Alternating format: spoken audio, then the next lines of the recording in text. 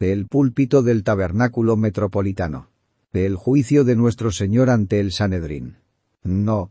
1643. Un sermón predicado la mañana del domingo 5 de febrero, 1882. Por Charles Haddon Spurgeon. En el tabernáculo metropolitano, Newington, Londres. Y todos ellos le condenaron, declarándole ser digno de muerte. Marcos 14. 64. Sermones. Selecciono esta frase en particular porque la costumbre exige un texto, pero en realidad seguiremos la narrativa entera del juicio de nuestro Señor ante el sumo sacerdote. Veremos cómo el Sanedrín llegó a su injusta sentencia y lo que hicieron posteriormente, y así, en un sentido, nos estaremos apegando a nuestro texto. Acabamos de leer 3 pasajes. Juan 18. 12-24, Marcos 14. 53-65, y Lucas 22. 66-71. Por favor, ténganlos en mente mientras repaso la aciaga historia. La narración de la aflicción de nuestro Señor, si se estudia cuidadosamente, es en extremo desgarradora.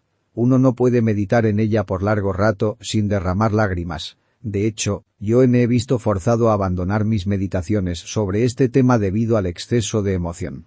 Contemplar los sufrimientos de un ser tan codiciable en sí mismo y tan amoroso para con nosotros, es suficiente para hacer que el corazón de uno se parta por completo. Sin embargo, este desgarramiento de los sentimientos es sumamente útil. Su efecto posterior es en verdad admirable. Después de dolernos por Jesús somos transportados por encima de nuestro dolor. No hay en absoluto ninguna consolación bajo el cielo como esta, pues las aflicciones de Cristo eliminan el aguijón de nuestras propias aflicciones y las tornan inocuas y soportables. Una contemplación condolida de la aflicción de nuestro Señor empequeñece de tal manera nuestras congojas que llegamos a considerarlas como ligeras aflicciones, demasiado nimias, demasiado insignificantes para ser mencionadas en el mismo día.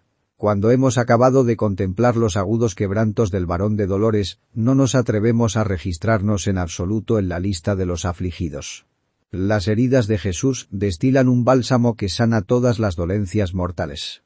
Y esto no es todo, aunque sería mucho en un mundo de angustia como este, pero hay un estímulo incomparable en lo relativo a la pasión del Señor. Aunque hubieran sido casi estrujados por el cuadro de las agonías de su Señor, se han alzado de allí fuertes, resueltos, fervientes, consagrados. Nada conmueve más las profundidades de nuestros corazones como la angustia de su corazón. Nada es demasiado difícil para que lo intentemos o lo soportemos por uno que se sacrificó a sí mismo por nosotros. Ser vilipendiados por la amada causa de quien sufrió tanta vergüenza por nosotros, no se convierte en una gran aflicción. Incluso el reproche mismo, cuando es soportado por él, se torna en mayores riquezas que todos los tesoros de Egipto. Sufrir por él en el cuerpo y en la mente, incluso hasta la muerte, es un privilegio más bien que una exigencia. Tal amor inflama nuestros corazones de tal forma, que ansiamos vehementemente encontrar una manera de expresar nuestro adeudo. Nos aflige pensar que nuestra mejor voluntad sea una cosa muy pequeña. Pero estamos solemnemente resueltos a no dar nada que no fuera lo mejor de nosotros a quien nos amó y se entregó por nosotros. Yo creo también que, muy frecuentemente, muchos corazones indiferentes han sido grandemente afectados por los sufrimientos de Jesús. Han sido turbados en su indiferencia, convencidos de su ingratitud, apartados de su amor por el pecado, y atraídos a Cristo al oír lo que soportó en lugar suyo. Ningún imán puede atraer a los corazones humanos como la cruz de Cristo. Sus heridas hacen que incluso corazones de piedra sangren. Su afrenta avergüenza a la propia obstinación. Los hombres no caen tan abundantemente frente al grandioso arco de Dios, como cuando sus flechas son remojadas con la sangre de Jesús. Esos dardos que están armados con sus agonías, causan heridas que nunca pueden ser curadas, excepto por sus propias manos traspasadas. Estas son las armas que matan al pecado y salvan al pecador, eliminando de un golpe tanto su confianza en sí mismo como su desesperación, y convirtiéndolo en un cautivo de ese conquistador cuya gloria es hacer libres a los hombres. Esta mañana no solamente quiero predicar las doctrinas que salen de la cruz, sino la cruz misma. Yo supongo que esa fue una de las grandes diferencias entre la primera predicación de todas y la predicación después de la Reforma. Después de la Reforma resonaban claramente desde todos los púlpitos la doctrina de la justificación por la fe y otras gloriosas verdades, que yo espero que le sean otorgadas más y más prominencia. Pero los primeros padres de la Iglesia proclamaron las mismas verdades de una manera menos teológica. Si ellos trataban poco sobre la justificación por fe, predicaban con maravillosa profusión sobre la sangre y su poder limpiador, sobre las heridas y su eficacia sanadora, sobre la muerte de Jesús y nuestra vida eterna. Nosotros retomaremos su estilo por unos momentos, y predicaremos los hechos acerca de nuestro Señor Jesucristo, en vez de hablar sobre sus inferencias doctrinales. Oh, que el Espíritu Santo lleve las aflicciones de nuestro Señor tan cerca de cada corazón, que cada uno de nosotros conozca la comunión con sus sufrimientos, y posea fe en su salvación y un reverente amor por su persona. Y vamos a comenzar nuestra narración esta mañana, pidiéndoles primero que piensen en el interrogatorio preliminar de nuestro bendito Señor y Maestro, realizado por el sumo sacerdote. Ellos trajeron a nuestro Señor desde los linderos del huerto. Y cuando lo trajeron, lo sujetaban firmemente, pues leemos. Los hombres que custodiaban a Jesús. Evidentemente estaban temerosos del prisionero, aun cuando lo tenían enteramente en su poder. Él era toda benignidad y sumisión. Pero la conciencia los acobardaba a todos ellos, y por eso tenían todo el cuidado que los cobardes emplean para retenerlo entre sus garras. Como la corte no se había reunido en número suficiente para un interrogatorio general, el sumo sacerdote resolvió que ocuparía el tiempo interrogando personalmente a su prisionero. Dio principio a su maligno ejercicio. El sumo sacerdote preguntó a Jesús cosas acerca de sus discípulos. No podemos decir cuáles fueron las preguntas, pero yo supongo que eran algo parecido a estas. ¿Cómo es que te has rodeado de un grupo de hombres? ¿Qué hacían ellos contigo? ¿Qué era lo que te proponías lograr con ellos? ¿Quiénes eran ellos? ¿No eran un conjunto de fanáticos, hombres descontentos y listos para la sedición? Yo no sé cómo el astuto Caifás haría sus preguntas, pero el Salvador no dio respuesta a esta indagación particular. ¿Qué habría podido decir si hubiese intentado responder? Hermanos, ¿qué cosa buena habría podido decir de sus discípulos? Podemos estar seguros de que no diría nada malo. Pero podría haber dicho: en lo concerniente a mis discípulos, uno de ellos me ha traicionado. Tiene todavía en su mano el dinero de sangre que ustedes le dieron como mi precio. Otro de ellos, allá en el patio, antes de que cante el gallo, negará haberme conocido alguna vez, y añadirá juramentos y maldiciones a su negación. En cuanto a los demás, todos me han abandonado y huyeron. Por lo tanto, nuestro Señor no dijo nada acerca de sus discípulos, pues no se convertiría en acusador de los suyos, a quienes vino, no a condenar, sino a justificar. El sumo sacerdote también le preguntó cosas acerca de su doctrina. Yo supongo que le preguntaría: ¿qué nueva enseñanza es esta tuya?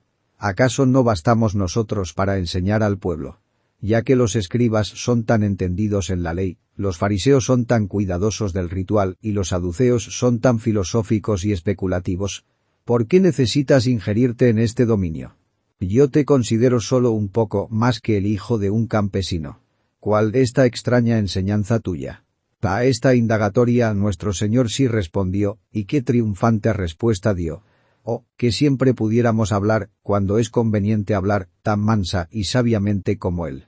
Él le respondió: yo públicamente he hablado al mundo. Siempre he enseñado en la sinagoga y en el templo, donde se reúnen todos los judíos, y nada he hablado en oculto. ¿Por qué me preguntas a mí? Pregunta a los que han oído, ¿qué les haya yo hablado? He aquí, ellos saben lo que yo he dicho. Oh, hermanos, ninguna réplica a la calumnia puede compararse con una vida intachable. Jesús había vivido en el pleno resplandor del día donde todos podían verlo, y, sin embargo, fue capaz de desafiar la acusación y decir: pregunta a los que han oído.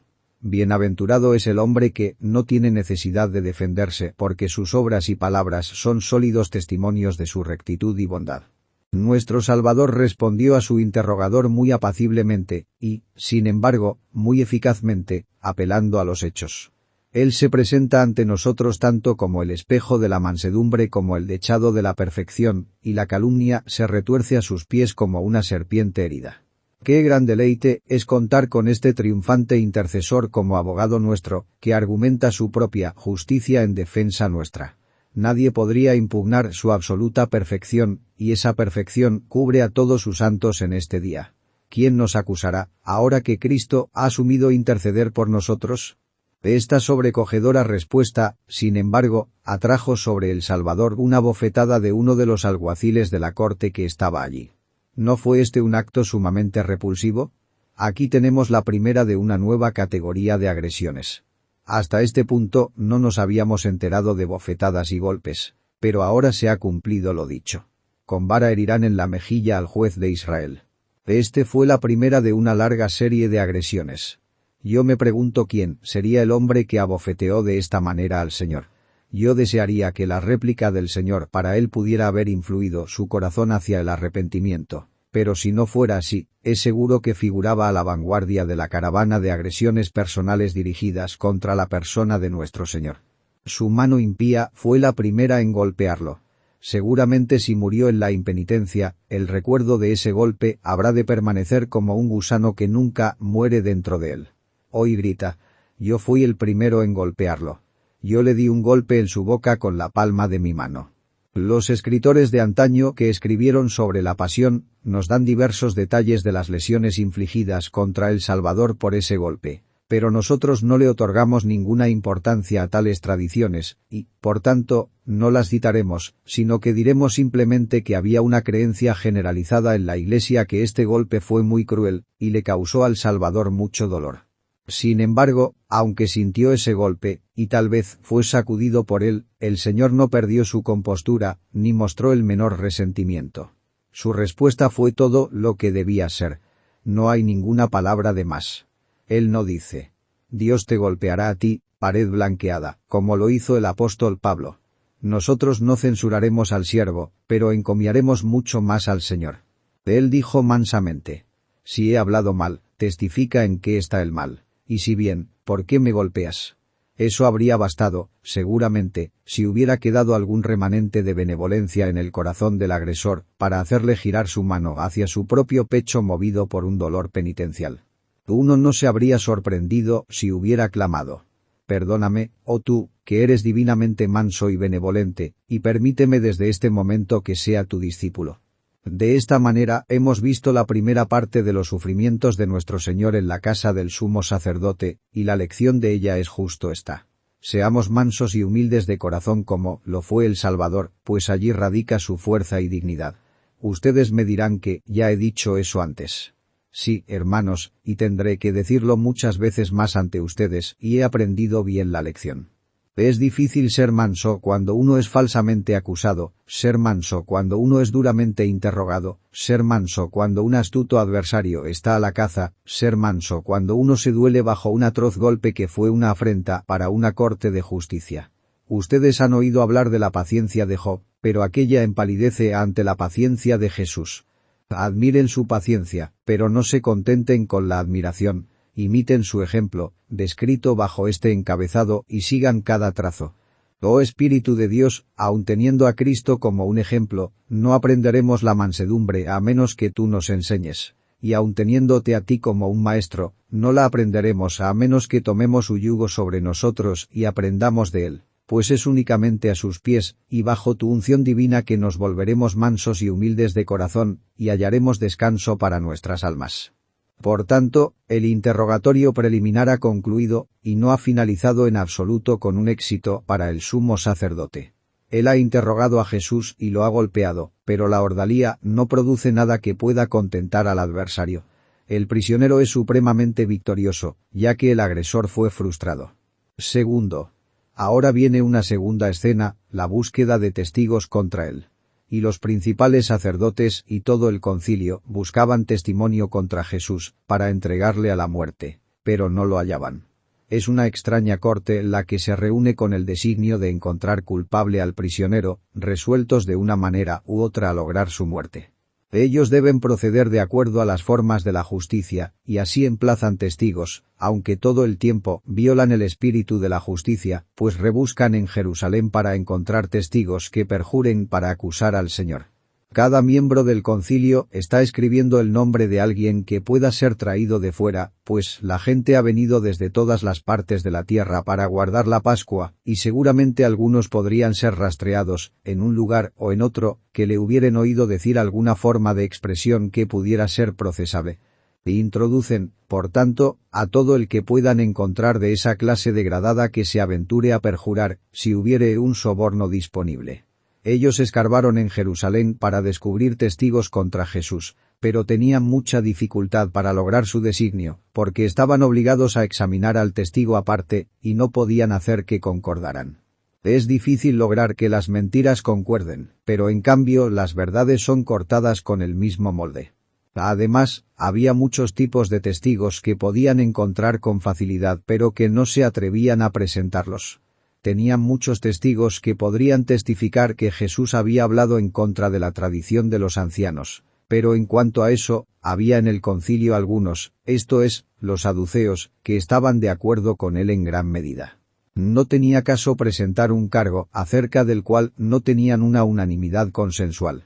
Sus denuncias de los fariseos no podían ser presentadas como cargo, pues éstas complacían a los saduceos. Tampoco podían alegar su clamor en contra de los saduceos, pues en esto, los fariseos estaban de acuerdo con él.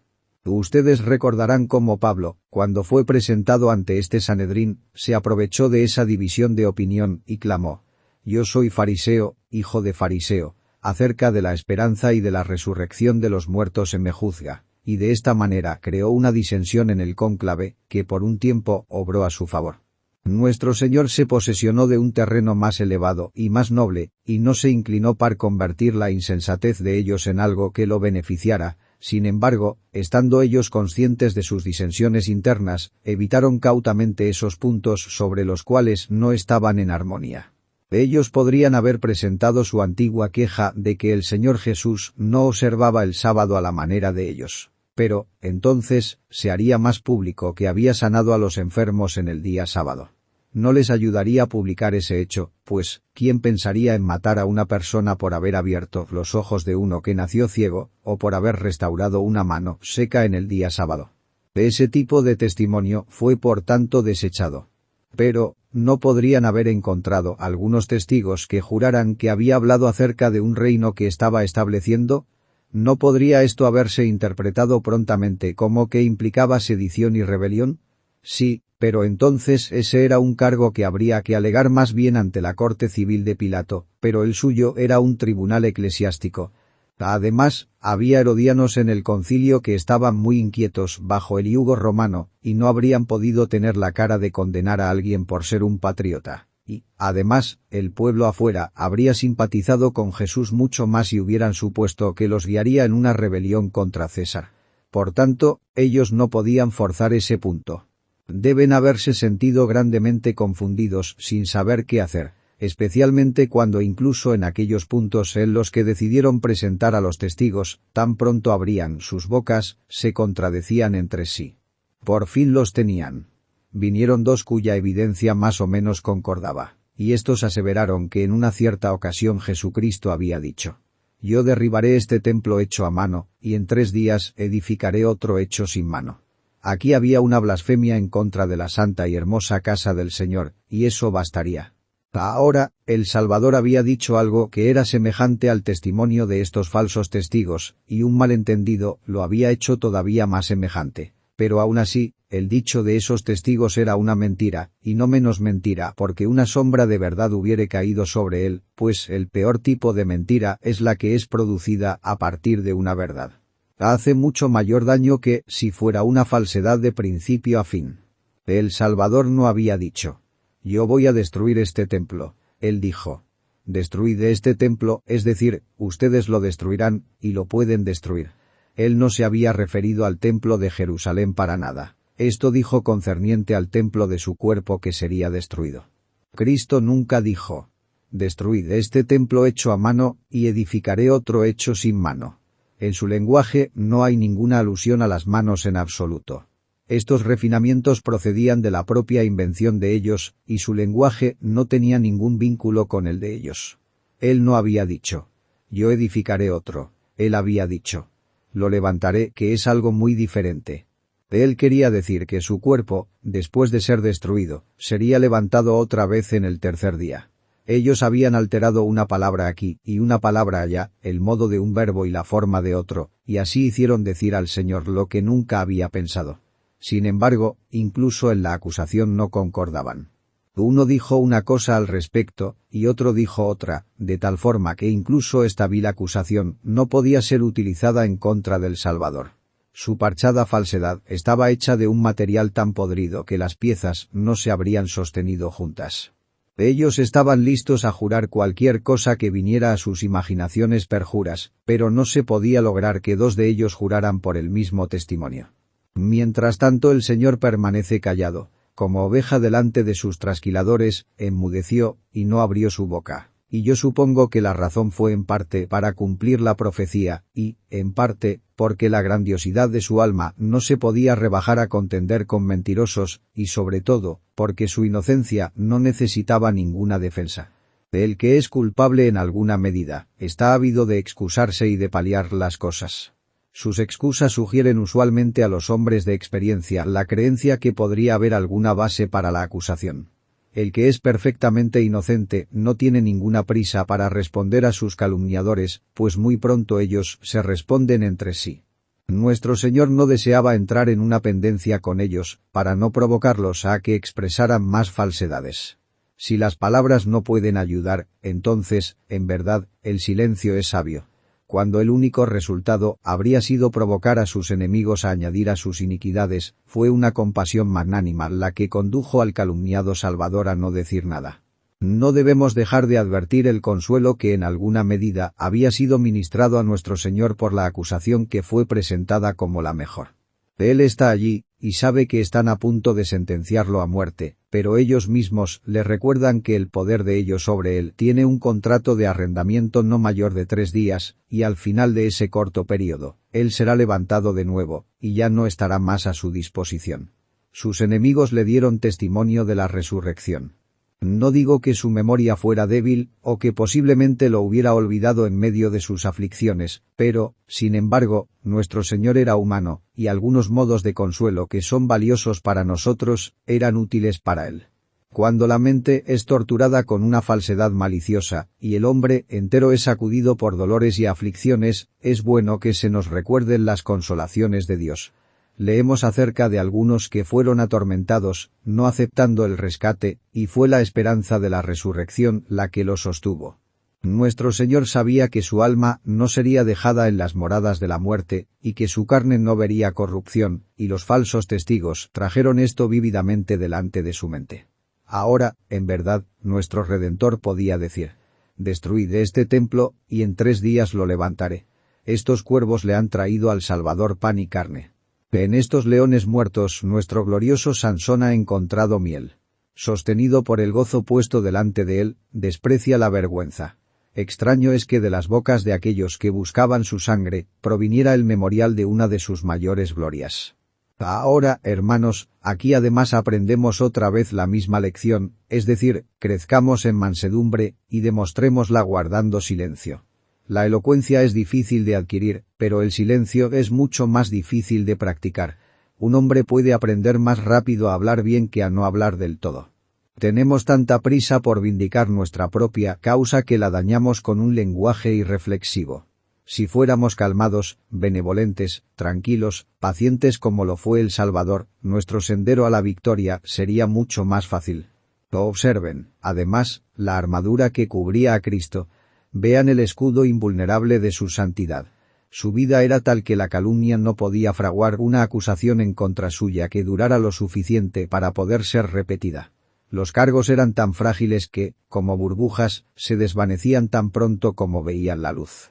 Los enemigos de nuestro Señor estaban totalmente desconcertados.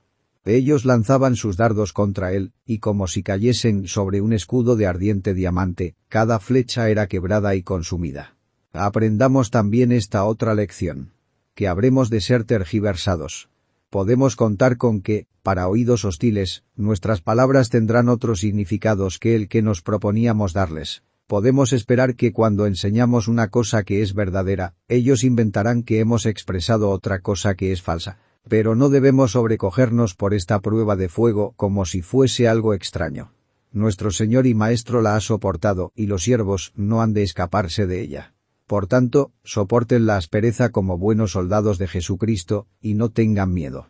En medio del estrépito de estas mentiras y perjurios, oigo el silbo apacible y delicado de una verdad sumamente preciosa, pues a semejanza de cuando Jesús estuvo ante el tribunal por nosotros, y ellos no podían lograr que alguna acusación prevaleciera contra él, así cuando estemos en él en el último gran día, lavados en su sangre y cubiertos con su justicia, nosotros también seremos absueltos. ¿Quién acusará a los escogidos de Dios? Si Satanás se presentara como el acusador de los hermanos, será recibido por la voz.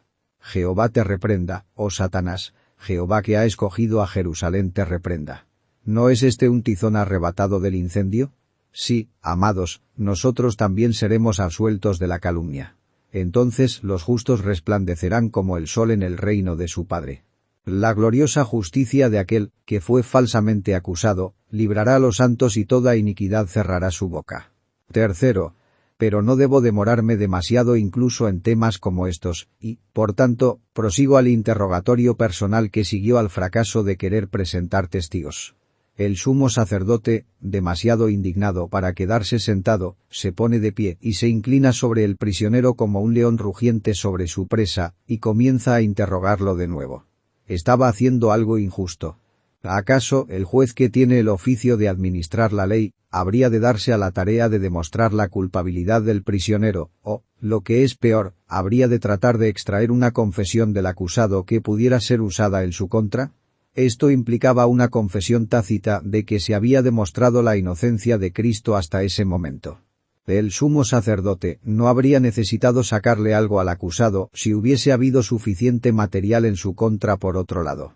El juicio había sido un completo fracaso hasta ese punto, y él lo sabía, y estaba rojo de rabia. Ahora él intenta intimidar al prisionero, para poder arrancarle alguna declaración que pudiera solventar cualquier problema de conseguir testigos, y así terminar con el asunto. La pregunta fue formulada con una solemne orden imperiosa, y alcanzó su propósito, pues el Señor Jesús en efecto habló, aunque sabía que con eso estaba proporcionando un arma en su contra. Él se sintió bajo la obligación de responder al sumo sacerdote de su pueblo cuando usó tal conjuro, a pesar de que ese sumo sacerdote era un hombre malo, y no podía evadir una acusación tan solemne para que no pareciera que por su silencio estaba negando la verdad sobre la cual está asentada la salvación del mundo. Así que, cuando el sumo sacerdote le preguntó, ¿eres tú el Cristo, el Hijo del Bendito?, cuán clara y franca fue la respuesta del Señor. Aunque él sabía que esto le acarrearía su muerte, dio testimonio de una buena confesión. Él claramente dijo, «Yo soy», y luego agregó a esa declaración, «Y veréis al Hijo del Hombre», y de esta manera expone su humanidad así como su deidad, sentado a la diestra del poder de Dios, y viniendo en las nubes del cielo. ¡Qué fe tan majestuosa! Es maravilloso pensar que estuviera tan calmado como para confrontar a los que se burlaban de él, y reivindicar su gloria cuando se encontraba sumido en las profundidades de la vergüenza. Fue como si dijera, «Ustedes están fungiendo como mis jueces, pero pronto yo los estaré juzgando a ustedes. Les parezco un insignificante campesino, pero yo soy el Hijo del Bendito. Ustedes creen que me aplastarán, pero nunca lo harán. Pues muy pronto me sentaré a la diestra del poder de Dios, y vendré en las nubes del cielo». Él habló audazmente, como era lo apropiado. Yo admiro la mansedumbre que podía estar callada, y admiro la mansedumbre que podía hablar suavemente, pero admiro todavía más la mansedumbre que podía hablar con valentía, pero que seguía siendo mansa. De alguna manera u otra, cuando nosotros respondemos al valor, dejamos entrar a la dureza por la misma puerta, o si dejamos fuera nuestra ira, somos propensos a olvidar nuestra firmeza. Jesús nunca elimina una virtud para dejar espacio a otra. Su carácter es completo, íntegro, perfecto, de cualquier manera que lo veamos. Y seguramente, hermanos, esto debe haber traído otro dulce consuelo para el corazón de nuestro divino Maestro. Mientras se dolía bajo ese duro golpe, mientras se retorcía bajo esas inmundas acusaciones, mientras soportaba tal contradicción de pecadores en contra suya, debe haberse sentido satisfecho internamente en la conciencia de su condición de hijo y su poder, y ante la perspectiva de su gloria y triunfo. Un manantial de agua brota de dentro de su alma cuando ve por anticipado que se sentará a la diestra de Dios, y que juzgará a los vivos y a los muertos, y que vindicará a sus redimidos. Es sabio tener estas consolaciones siempre listas a la mano. El enemigo podría no ver su poder consolador, pero nosotros sí lo vemos. Para nosotros, de debajo del altar procede un río cuyo suave fluir provee a nuestros espíritus de una tranquila alegría con la que las aguas terrenales no pueden rivalizar. Aún ahora oímos también que el Padre dice: «Yo soy tu escudo, y tu galardón será sobremanera grande». Noten, antes de que dejemos este punto, que, prácticamente, el juicio y el interrogatorio concluyeron con la condenación de nuestro Señor, debido a su confesión de su deidad. Ellos dijeron: «Habéis oído la blasfemia, ¿qué os parece?». Y todos ellos le condenaron, declarándole ser digno de muerte. Yo no puedo entender del todo a esas personas que se llaman unitarianos, y niegan la deidad de nuestro Señor. Nosotros también somos unitarianos, pues creemos en un Dios, y en un Dios únicamente. Pero ellos nos dicen que este Cristo bendito, nuestro Señor, no es Dios, y, sin embargo, reconocen que Él fue el más excelente de los hombres, el más perfecto de los seres humanos. Yo no puedo verlo así. Me parecería que es un blasfemo, y nada más, si no fuera Dios. Y los judíos, evidentemente, sostenían esa opinión, y lo trataban de conformidad a ella. Si no hubiera dicho que Dios era su Padre, ellos no habrían estado tan enojados en su contra. Ellos lo condenaron a muerte debido a la afirmación de su deidad, y la declaración de que se sentaría a la diestra del poder y juzgaría al mundo. Hoy día, hay multitudes que están dispuestas a tomar a Cristo como un maestro, pero no lo aceptarán como el Hijo de Dios. Yo no dudo que la religión cristiana podría ser recibida en muchos lugares si su fuerza fuese trasquilada, si, de hecho, su propia alma y sus entrañas le fueran arrancadas, al proclamar a Jesús como uno de los profetas y nada más. Miren cómo nuestros sabios hablan de él como uno de una línea de grandes reformadores, tales como Moisés, Samuel, Elías, y con frecuencia agregan a Confucio y a Mahoma. ¿Le abrimos un espacio nosotros a esto? No, ni por un instante. Él es verdaderamente el Hijo del Bendito. Él es divino o falso. La acusación de blasfemia debería ser lanzada contra él, si no fuera el Hijo del Altísimo. Cuarto, ahora debemos proseguir y quedarnos por un segundo o dos en el tema de la condena. Lo condenaron por su propia boca. Pero esto, aunque tenía una apariencia de justicia, era realmente injusto. Ante el tribunal, el prisionero ha afirmado que él es el Hijo de Dios. ¿Cuál es el problema? ¿Acaso no puede decir la verdad? Si es verdad, él no ha de ser condenado, sino adorado. La justicia requiere que se haga un interrogatorio para verificar si es el Cristo, el Hijo del Bendito, o no. Él ha reclamado ser el Mesías. Muy bien, todos los que están en la corte están esperando al Mesías. Algunos de ellos esperan que aparezca muy pronto. ¿No podría ser este el enviado del Señor? Que se haga un interrogatorio en cuanto a sus argumentos. ¿Cuál es su linaje? ¿Dónde nació? ¿Lo ha confirmado alguno de los profetas? ¿Ha obrado milagros? Algunas de esas preguntas son debidas a cualquier hombre cuya vida esté en juego. No pueden condenar a muerte justamente a un hombre sin un examen que se adentre en la verdad de su defensa, pues podría resultar que sus pronunciamientos fueran correctos. Pero no, ellos no quieren escuchar al hombre que odian, y su mera afirmación lo condena. Es blasfemia, y ha de morir. Él afirma ser el Hijo de Dios. Vamos, entonces, Caifás y el concilio, convoquen a testigos para la defensa. Pregunten si ojos ciegos han sido abiertos, y si los muertos han resucitado. Pregunten si él ha obrado milagros tales como nadie obró en medio de Israel a lo largo de todos los tiempos. ¿Por qué no hacer esto? Oh, no, por cárcel y por juicio él ha de ser quitado, y su generación, ¿quién la contará? Entre menor sea el interrogatorio, más fácil será condenarlo injustamente. Él ha dicho que él es el Cristo y el Hijo de Dios, por lo tanto, es digno de muerte. ¿Hay cuántos hay que condenan la doctrina de Cristo sin hacer las debidas investigaciones acerca de ella, y la condenan por los argumentos más triviales?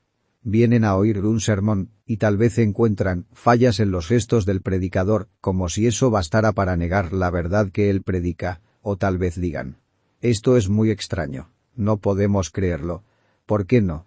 ¿Acaso las cosas extrañas no son algunas veces verdaderas, y no son muchas verdades sorpresivamente extrañas hasta que se familiarizan con ellas? Estos hombres no quieren condescender a oír la demostración de la aseveración de Cristo. No quieren hacer ninguna pregunta. En esto, como los sacerdotes judíos, prácticamente gritan: «Muera, muera». Él es condenado a muerte, y el sumo sacerdote rasga su vestidura. Yo no sé si llevaba en aquel momento las ropas con las que ministraba, pero sin duda llevaba algún traje peculiar a su oficio sacerdotal, y este es el que rasgó. Oh, cuán significativo fue eso. La casa de Aarón y la tribu de Leví rasgaron sus vestiduras, y el templo, en unas cuantas horas, rasgó su velo de arriba abajo. Pues los sacerdotes y el templo fueron igualmente abolidos. Ellos lo desconocían, pero en todo lo que hacían había una significación singular. Esas vestiduras rasgadas eran un índice del hecho que ahora el sacerdocio arónico había sido rasgado para siempre, y el grandioso sacerdocio de Melquisedec había entrado, pues el verdadero Melquisedec, en ese instante y en ese lugar, estaba delante de ellos en toda la majestad de su paciencia. Observen que todos concordaban. No había disidentes. Ellos se habían cuidado, no lo dudo, de no dejar que Nicodemo y José de Arimatea supieran algo acerca de esta reunión suya. La convocaron en la noche, y solo la ensayaron muy temprano en la mañana, con el objeto de guardar su antigua ley rabínica que establecía que debían juzgar a los prisioneros cuando hubiera luz del día. Ellos apresuraron el juicio, y cualquiera que pudiera haber hablado en contra de la sentencia sedienta de sangre, fue mantenido fuera del camino. La asamblea fue unánime. ¡Ay de la unanimidad de los corazones impíos en contra de Cristo!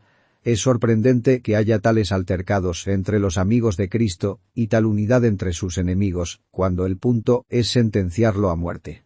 Yo no he oído nunca de altercados entre los demonios, ni he leído nunca de sectas en el infierno. Todos ellos son uno en su odio en contra de Cristo y de Dios. Pero aquí estamos divididos en secciones y partidos, y con frecuencia, estamos en guerra unos con otros. Oh Señor de amor, perdónanos. Rey de concordia, ven y reina sobre nosotros, y condúcenos a una perfecta unidad alrededor tuyo. La sentencia fue: muerte. No digo nada de ella excepto esto. La muerte era la sentencia debida a mí, la sentencia debida a ustedes, y ellos la impusieron sobre nuestro sustituto. Digno de muerte, dijeron, todos ellos. Todas las manos fueron levantadas, todas las voces dijeron: sí, sí al veredicto. Sin embargo, no había delito en él. Más bien digamos que toda excelencia se encontraba en él. Cuando oigo que Jesús es condenado a morir, mi alma cae a sus pies y clama: bendito Señor, ahora has asumido mi condenación. No hay, por tanto, ninguna condenación para mí. Ahora has tomado mi copa de muerte para beberla, y a partir de este momento, estás seca para mí. Gloria sea a tu bendito nombre, desde ahora y para siempre. Casi me da gusto que mi tiempo haya avanzado tanto, pues debo necesariamente colocar delante de ustedes la quinta y más dolorosa escena. Tan pronto como estos malvados hombres del Sanedrín lo decretan culpable de muerte, los siervos, los guardias, y aquellos que custodiaban el salón donde se encontraban los principales sacerdotes, ávidos de agradar a sus señores, y todos ellos tocados por el mismo espíritu brutal que moraba en ellos, de inmediato comenzaron a ultrajar la infinita majestad de nuestro Señor. Consideren el ultraje. Permítanme leer las palabras. Algunos comenzaron a escupirle. Así fue expresado el menosprecio más efectivamente que por medio de palabras. Quédense pasmados, oh cielos, y sientan un horrible miedo. Su faz es la luz del universo, su persona es la gloria del cielo, y ellos comenzaron a escupirle. ¡Ay mi Dios, que el hombre sea tan vil! Algunos fueron más lejos, y comenzaron a cubrirle el rostro. Es una costumbre oriental cubrir el rostro de los condenados, como si no fueran aptos para ver la luz, ni aptos para contemplar a sus semejantes. Yo no sé si fue por esta razón, o como simple burla, que cubrieron su rostro para que no pudieran verlo, y para que él no pudiera verlos. ¿Cómo podían de esta manera apagar al sol y tapar a la bienaventuranza? Luego, cuando todo era oscuridad para él, comenzaron a decir: profetiza, ¿quién es el que te golpeó? Entonces otro hizo lo mismo, y muchos fueron los crueles bofetones que propinaron a su bendito rostro. Los escritores medievales se deleitaban en hablar acerca de los dientes que fueron quebrados, de las heridas en las mejillas, de la sangre que fluía, de la carne que fue golpeada y amoratada. Pero nosotros no nos atrevemos a imaginarnos esto. La Escritura ha corrido un velo, y dejemos que allí se quede. Sin embargo, debe de haber sido un espectáculo horrible ver al Señor de Gloria con su rostro todo manchado con la maldita saliva de ellos y herido por sus crueles puños. Aquí el insulto y la crueldad se habían combinado. El ridículo de sus títulos proféticos y la deshonra de su divina persona. Nada fue considerado lo suficientemente malo. Inventaron toda la vergüenza y el escarnio que pudieron, y él permaneció paciente allí, aunque un solo destello de sus ojos los habría consumido en un momento. Hermanos, hermanas, esto es lo que nuestro pecado merecía. Algo vergonzoso eres tú, oh pecado. Tú mereces que te escupan. Esto es lo que el pecado le está haciendo constantemente a Cristo. Siempre que ustedes y yo pecamos, por decirlo así, escupimos su rostro. También tapamos sus ojos tratando de olvidar que Él nos ve, y también le golpeamos siempre que transgredimos y afligimos su espíritu. No hablemos de los crueles judíos. Pensemos en nosotros, y hemos de ser humillados por ese pensamiento. Esto es lo que el mundo impío le está haciendo siempre a nuestro bendito Señor. Ellos también pretenden tapar sus ojos que son la luz del mundo. Ellos también desprecian su evangelio, y lo escupen como algo totalmente desgastado y sin valor. Ellos también desprecian a los miembros de su cuerpo a través de sus pobres santos afligidos que tienen que aguantar calumnias y ultrajes por su amada causa. Y, sin embargo, por sobre todo esto, me parece ver una luz sumamente bendita. Cristo ha de ser escupido, pues Él ha tomado nuestro pecado. Cristo ha de ser torturado, pues Él está ocupando nuestro lugar. ¿Quién habrá de ser el verdugo de todo este dolor? ¿Quién asumirá la tarea de avergonzar a Cristo? Nuestra redención fue obrada de esta manera, pero, ¿quién será el esclavo que ejecutará ese miserable trabajo? Echen los racimos más ricos que las uvas de Escol, échenlos, pero, ¿quién los hollará y extraerá laboriosamente el vino, el generoso mosto que alegra a Dios y al hombre? Los pies serán los pies dispuestos de los propios enemigos de Cristo. Ellos extraerán de él lo que nos redimirá y destruirá todo el mal. Yo me regocijo de ver a Satanás vencido en su astucia, y su malicia convertida en el instrumento de su propio trastorno. Él piensa destruir a Cristo, y mediante ese acto, se destruye a sí mismo. Él atrae el mal sobre su propia cabeza y cae en el hoyo que él ha cavado. Así, todo mal obrará siempre para bien del pueblo del Señor. Sí, su mayor bien muy a menudo precederá de aquellos que amenazaban con su ruina y que les provocaban la mayor angustia. 3 días ha de sufrir el Cristo y morir y yacer en el sepulcro, pero después de eso, él debe herir la cabeza de la serpiente y llevar cautiva la cautividad, y eso, por los medios del propio sufrimiento y vergüenza que él está ahora soportando. De igual manera ocurrirá a su cuerpo místico, y Satanás será herido bajo nuestros pies dentro de poco. Dejo este tema, esperando que ustedes lo continúen en sus meditaciones. Aquí hay 3 observaciones. La primera es: cuán prestos hemos de estar a soportar la calumnia y el ridículo por causa de Jesús. No te encolerices, ni pienses que sea algo duro que la gente se burle de ti. ¿Quién eres tú, querido amigo? ¿Quién eres tú? ¿Qué podría ser cuando eres comparado con Cristo? Si le escupieron, ¿por qué no habrían de escupirte a ti? Si lo abofetearon, ¿por qué no habrían de abofetearte a ti? ¿Acaso el Señor habrá de soportar toda la dureza? ¿Habrá de tener él toda la amargura, y tú toda la dulzura? Bonito soldado eres tú, que demandas una mejor suerte que tu capitán. A continuación, cuán sinceramente hemos de honrar a nuestro amado Señor. Si los hombres estaban tan ávidos de avergonzarle, nosotros debemos ser 10 veces más denodados en darle gloria. ¿Hay algo que pudiéramos hacer hoy por lo cual él pudiera ser honrado? Pongámonos a ejecutarlo. ¿Podemos hacer algún sacrificio? ¿Podemos realizar alguna tarea difícil que le glorifique? No debemos deliberar, sino que hemos de hacerlo de inmediato con todo nuestro poder. Hemos de ser creativos en los modos de glorificarlo a él, así como sus adversarios fueron ingeniosos en los métodos de su vergüenza. Finalmente, cuán seguramente y cuán dulcemente pueden, todos los que creen en él, venir y descansar sus almas en sus manos. Ciertamente yo sé que quien sufrió esto, puesto que era verdaderamente el Hijo del Bendito, tiene la capacidad de salvarnos. Tales aflicciones han de ser una plena expiación por nuestras transgresiones. Gloria sea dada a Dios, porque esa saliva en su rostro significa un rostro limpio y resplandeciente para mí. Esas falsas acusaciones contra su carácter significan que no hay condenación para mí. Esa sentencia de muerte para él demuestra la certeza de nuestro texto que vimos el domingo pasado por la mañana. De cierto os digo, el que cree en mí, tiene vida eterna. Descansemos dulcemente en Jesús, y si nuestra fe se ve agitada alguna vez, vayamos a la sala de la casa de Caifás, y veamos al justo estando en el lugar de los injustos, al inmaculado soportando la condenación por los pecadores. Juzguemos y condenemos cada pecado y cada duda en la sala del sumo sacerdote, y salgamos gloriándonos porque el Cristo ha vencido por nosotros, y ahora esperamos su aparición con deleite. Que Dios los bendiga, hermanos, por Cristo nuestro Señor. Amén. Porciones de la Escritura leídas antes del sermón. Juan 18. 12-24. Marcos 14. 53-65. Lucas 22. 66-71.